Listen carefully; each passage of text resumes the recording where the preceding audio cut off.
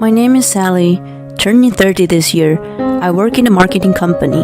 My husband Keith is also my colleague. We got chose during the training program and got married 2 years ago. We like to do things at our own pace, so we respect each other's privacy and keep a good distance between us. We share the chores and finances completely. Keith has been living alone since he started working. I'm grateful that he can do more housework than I, who lived at home. There was nothing to complain about him, and we had a harmonious marriage. Except for one thing. Keith, Sally, welcome. Make yourself home. Thank you, Lisa. One weekend, we visited Keith's parents, who lived about 1 hour's drive. His mother, Lisa, always welcomed us cheerfully with a lot of home cooking. The menu that day, including shiitake mushrooms stuffed with meat, boiled king trumpet mushrooms with cheese, salted oyster mushrooms, and so on. Amazingly old mushrooms today. I got some delicious ones at the farmer's market, so I was excited. Lisa said happily to bewildered Keith, and I forced a smile. I had told her that I didn't like mushrooms. In other words, these dishes were her harassment toward me. It started on the first visit after our marriage. Lisa asked me over the phone if I had anything I couldn't or didn't like to eat. Without any doubt, I answered that I didn't like scallops. I had no idea that she, who never ceased to smile and seemed to be good-natured, was planning to bully me. But she surprised me with scallop gratin and salted scallops. She even prepared scallop pasta for lunch the next day. He knew I disliked it and mentioned it to her. Mom, Sally doesn't like scallops. Oh no, I'm sorry, I didn't know that. She played dumb. I was annoyed, but decided that she must have forgotten, and I let it go. Right before the next visit, she called and asked me again if there was any food I don't like. I answered, childishly, that I did not like the bitter taste of green bell peppers and Brussels sprouts. Well, I was served a lot of blows during my stay. Then it hit me that she was intentionally doing it. She didn't like me. It hurt more than it angered me. Keith sensed it too when she served things I disliked with pinpoint accuracy twice in a row. He didn't say anything at the time, but he apologized to me in the car on the way home. He looked twice as small and sad. Did I do something to make her hate me? No, you didn't do anything wrong. I'm not sure. I've been taking her word and haven't been helping her with the cooking at all. Maybe I should offer to cook. No, I don't think so. Me either. He was very clear about this, and I agree with him wholeheartedly. That was because I wasn't so good at cooking. Keith even declared that he was going to be in charge of it at home. There was another problem. Lisa's cooking was amazing. The first time she served me scallop gratin, I thought it would be rude not to take a bite. I gathered up my courage and put it in my mouth. To my surprise, it was delicious. It tasted nothing as I'd ever had before. I disliked the smell of the sea, but there was no trace of it. And the texture and aroma of the scallops and the smoothness of the cream with the melted cheese were a perfect match. The green bell peppers and Brussels sprouts were also exquisite, and the mild bitterness beautifully accentuated the dish. I complimented the food and gobbled them down. Lisa's dumbfounded expression left such an impression on me. It was also the reason Keith couldn't get mad at her because I ate everything she served. I enjoyed the food that was supposed to be unsavory to me.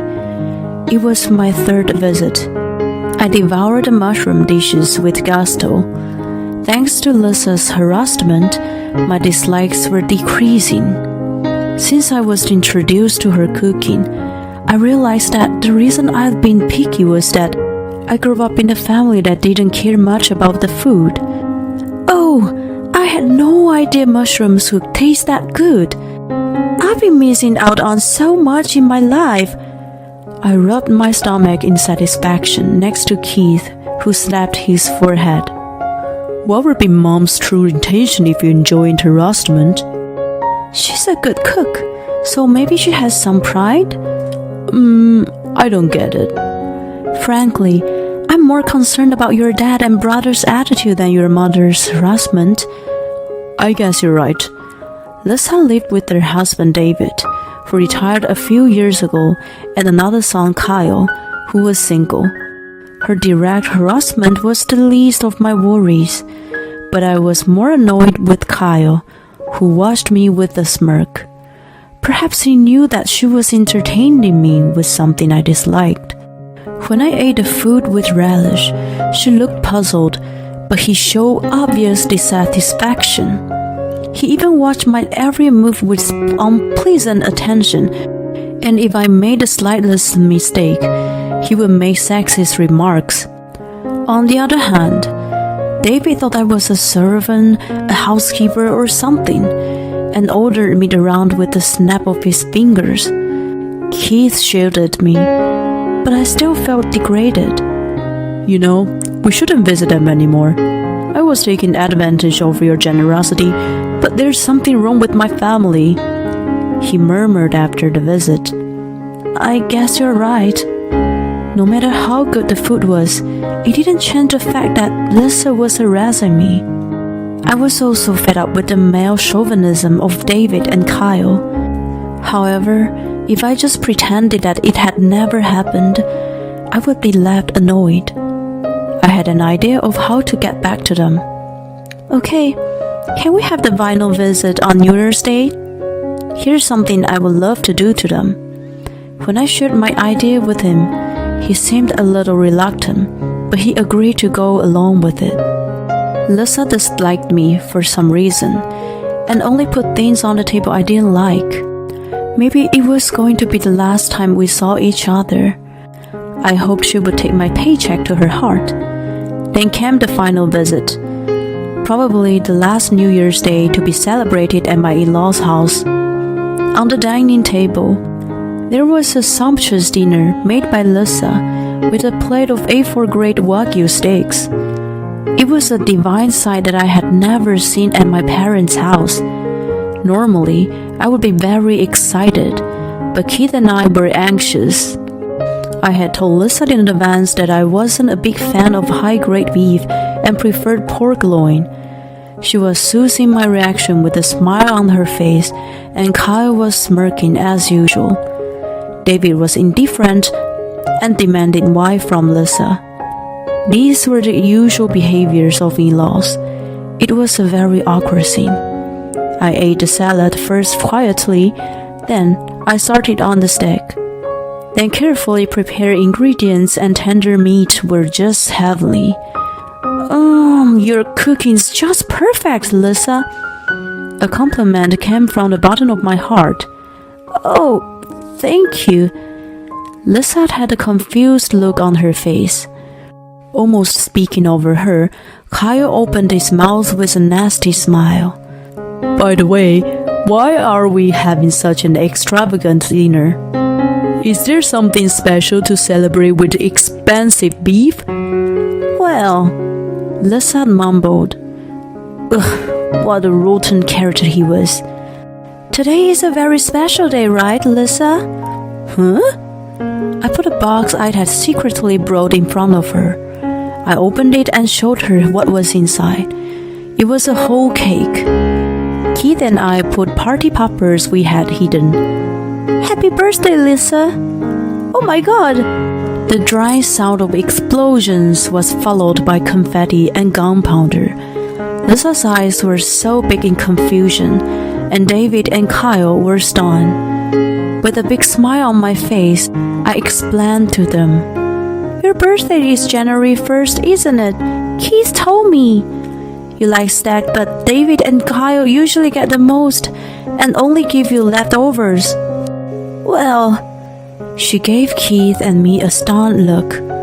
He looked back at her and said, You always entertain us on New Year's Day, and we never celebrated your birthday since I was a child.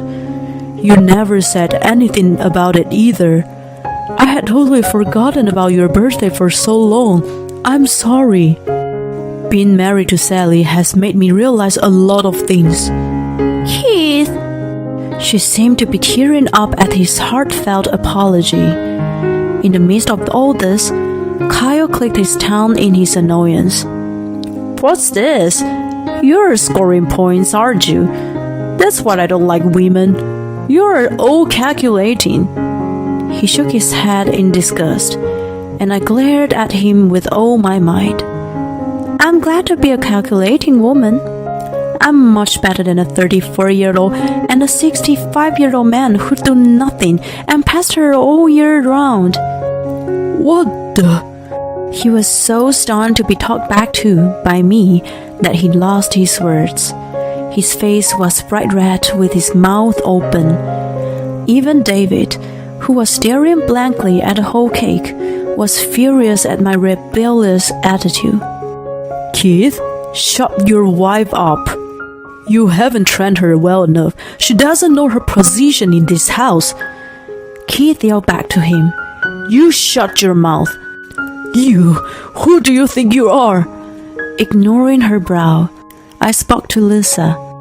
How does it feel to be congratulated by someone you were harassing? Excuse me? Her face quickly turned pale. As if I were telling a child, I spoke to her softly and without hesitation. Did you enjoy doing it? Well, listen, are you happy taking care of a son who thinks that celebrating his mother's birthday is nothing more than scoring points? Are you willing to spend the rest of your life taking care of these men? Don't you envy that I'm loved and treated well by Keith? She was at a loss for words. I didn't know how she felt while harassing me. However, even if she didn't say it out loud, her kind nature was showing in her cooking. I would feel sorry if they tasted too bitter for her. Maybe she can eat a little of these mushrooms if they have the right texture. I'd feel bad if she couldn't eat anything. Let's prepare fried chicken too. I could sense her kindness in her food. Keith had told me that his late grandmother lived there until a few years ago and that she had assumed control over the family. Lisa had been bullied by her and given the lowest rank. She spoiled only Kyle, the eldest son, and Keith was left out. Even after her passing, the treatment of Lisa within the family did not change. When Keith became acquainted with my family, he realized for the first time that something was wrong with his family. The root of all evil in his family was David and Kyle, and Lisa was their victim. Even though I knew this, I couldn't easily forgive her for her bad behavior toward me. Still, her cooking was filled with genuine kindness and was amazing, so I wanted to give her a last chance. Keith and I will never come to this house again. What? What are you saying? I was talking to Lisa, but David and Kyle jumped in. Who do you think you are? You don't have the right to decide. That's right. A stupid, emotional woman has no right to speak. Shut up! When the normally calm Keith yelled like an erupting volcano, Kyle flinched. Using him as a shield, I suggested to Lisa, if you want to see Keith and me, and your future grandchild, please think about what you should do. Please think about what you want to do with these selfish men. For yourself. For myself, she mumbled and looked to heaven. Don't take this black-hearted woman's word. Her goal is to break us apart. Kyle yelled at her, but she kept silent with her eyes fixed on the birthday cake. For the first time in decades, it was prepared for her. Keith and I left the house at that point. As we were getting into the car, David followed and cursed us, but we ignored him and drove away. There was nothing more I could do. It was up to Lisa. 3 months later, Lisa left her house and came to mine. She apologized to me on her knees at the doorstep. I rushed to stop her, but she repeatedly apologized with tears running down her cheeks. She was brainwashed by her late mother-in-law that a wife was supposed to serve her family and that women were lower than men. Even after her passing, Lisa had been living under the spell for a long time. When she saw Keith and I happily sharing housework, she looked at us with amazement and jealousy. It was Kyle who took advantage of her feelings and told her to discipline me by bullying. There was a role of a mother-in-law. After being bullied herself, she believed that it was a normal thing for a mother-in-law to do. She was well brought up and was not used to being nasty to people though. Serving what I disliked was the best she could do. However, I praised her cooking and happily gobbled everything. She felt miserable being mean to such a good daughter-in-law, but she still couldn't stop herself. After our last visit, she felt emotionally drained and shut herself up in her room, except for doing the bare minimum of housework. Kyle and David complained about her lazy cooking and apparently had a great time bitching about Keith and me. As she watched her disgraceful family and thought back on my last words to her, the spell gradually melted away. She did not want to waste the rest of her life for those who didn't treat her as a human being. I could feel her suffocating pain. I almost blurted out that she should have lived with us, but Keith gently stopped me. Instead, we found her an apartment a 15 minutes walk from our house. By the way, when she announced that she was leaving, David pleaded and yelled in panic. Kyle, on the other hand, coldly stated, "An old woman who has never worked can't survive on her own. There is no way that she and Sally would get along." David was dragged in by his arrogant attitude and kicked her out of the house in the end. It was true that probably no company would hire an almost 60-year-old with no experience. What I didn't know was that she had some unearned income from an apartment and a parking lot business that she inherited from her late father. As soon as she lived humbly, she had no worries about her finances. Of course, she had lived for her family all her life. Gambling or squandering money had never been in her mind. It was rather more concerning for Kyle, who had never paid a cent for his living expenses at home, and David, who had retired and had to live on his savings and pensions. They relied on her for both chores and finances, and never imagined what would happen when she was gone. At first, they lived a comfortable life by eating out, buying prepared meals, and using housekeeping services, but such a life could not last. 3 months later, David got a call from the bank that his account was overdrawn and finally realized there was no balance left. Moreover, due to the poor diet, Kyle had gained a lot of weight, and David was suffering from health issues due to excessive consumption of salt and alcohol. He used to be proud of his good health, so it was such a shock for him. They must have finally realized that it was all Lisa, who kept a peaceful family life. 5 months after Lisa moved out, they grew impatient with her not showing any signs of coming home and ordered her to return. However, once she had awakened from her brainwashing and realized the comfort of living alone, she had no intention of going back to her old life. Instead, Keith visited them with a lawyer, and divorce proceedings were initiated. They resisted all around, but they didn't have the money to hire a lawyer. It took a long time, but Lisa was eventually set free.